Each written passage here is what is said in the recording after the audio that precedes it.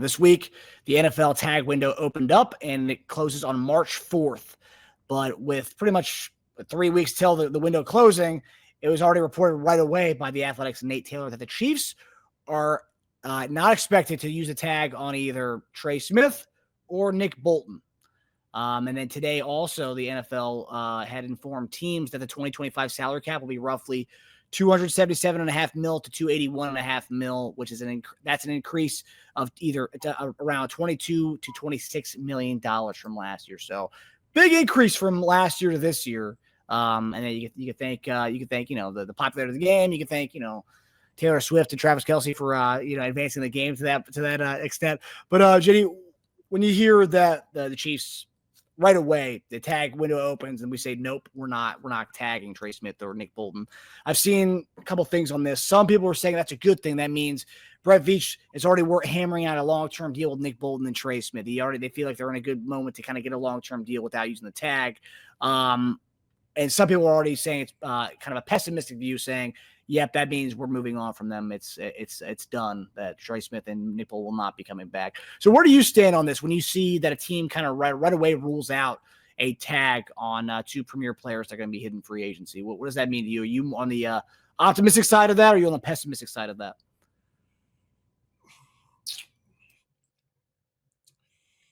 I don't know if you could keep both. I want to be optimistic, but I'm a realist as well. So I don't think you could play both of them. You can restructure some deals on the line to make some things happen, but Trey Smith that's going to be the hard one. Bolton was going to be pretty hard, but I think his might be a little bit more doable than Trey's. And then you start thinking about, okay, who do we have, right, in those positions that can play that if neither one of those guys are here?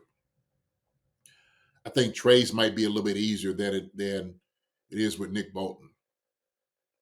I don't see anybody replacing Bolton that way for a long term. Trey Smith, we've seen, King Suma go to guard.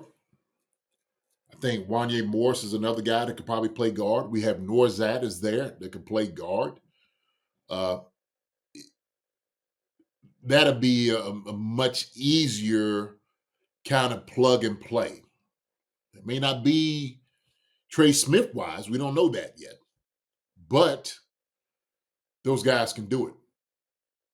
King Suma came in and played guard. He did a pretty damn decent job.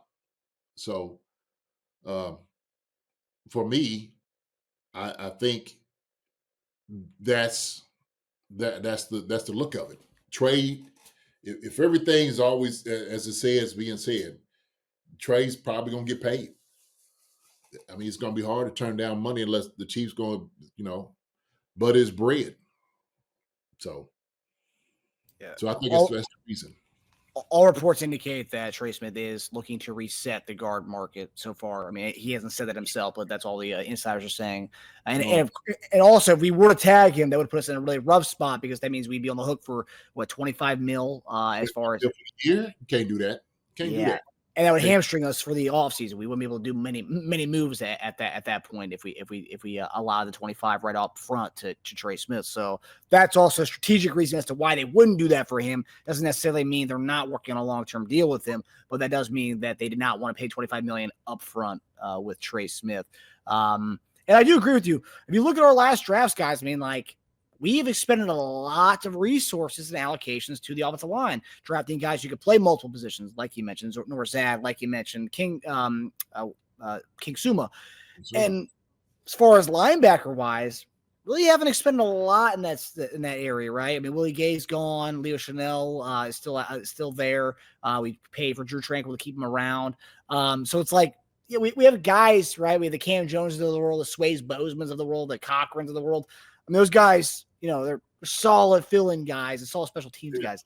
They aren't green dot linebackers. So I do agree with you in that respect. They may, and also too, middle linebackers not going to be demanding as much money as your guard is going to be demanding as far as numbers wise. And we have a good one. We have a good one. We know that. Yeah, that's what, like, all year when the trolls was coming up. Oh, he's not. Oh, Nick Bolton. Every time something happened, maybe got beat on something and whatnot. I said, man, you go back and look at the film. You look at the dudes that's making plays. You look at the one who's leading tackler for the season and whatnot. Nick Bolton's that guy. He's that guy for us. He's the one that's out there making plays. Does he do everything perfect? Nobody does. Nobody does. But he's a damn good one. I like him. I think he's elite for what we do, what our scheme. He's a tackling machine. That's what you want from your linebacker. You want a guy that is smart, can put guys in a position to make plays. He is the leader. He is a leader. And so when you start weighing things out of guys you want to keep and, who can you do without, man, I don't know if you're going to be able to get a guy like that here that knows your scheme and whatnot for, you know what I mean? For that amount of time and money. And not to knock Trey Smith, because Trey Smith's been amazing for us, and I give credit to Brett Veach in this respect, right? Trey Smith's a 6th-round pick. A lot of people, the teams passed on him. The medical red flags, the blood clots. We drafted him. He started day one. Nick Algrady gets a big deal with the Commanders. That was a 7th-round pick by Brett Veach. I mean, Brett Veach has done a great job as finding guards. It's been pretty easy for us to find guards, and just the guys in the late rounds. And I was looking today, that Trey Smith, his big thing is run blocking. He's a mauler in the run game. Yeah. What's something that we do a lot of? We don't really run the ball that much. His pass protection, as far as pressure rate, I know we do drop back, maybe I think top 5 in the league, but his pass pressure rate was amongst one of the worst in the league as far as guards go. Yeah. You've made comments to the likes of that over the year. Obviously, we love what he's done for us, especially where we got him in the 6th round and what he's getting paid. I mean, amazing, and that now he's going to get paid, top 3 money now. But like, if you want to get a guy here, if they did want to spend money on a guard, not to the likes of what Trey Smith's going to get, but there's Zach Martin's going to be available. There's Brandon Scherf. If you didn't want to go in-house, which I think we are going to go in-house, but there's guys out there who can fill in that role, who are more suited for our offense as far as the pass blocking scheme, right? Yeah. And I Trey Smith, he's more suited to a team that wants to kind of run the ball 30 times a game, and that's not us. No, and that's kind of a shame. And so if he's hearing and everybody else is hearing that he has a chance and opportunity to set the market, shoot, why wouldn't he take it? Why wouldn't he take it? Especially we just don't have the capital to do it. But like you say, and go to your point, yeah, you want to be a road grader. You're gonna have somebody in the back, man, that's going to run the ball, and some of the things that you do. I said that, Marcus.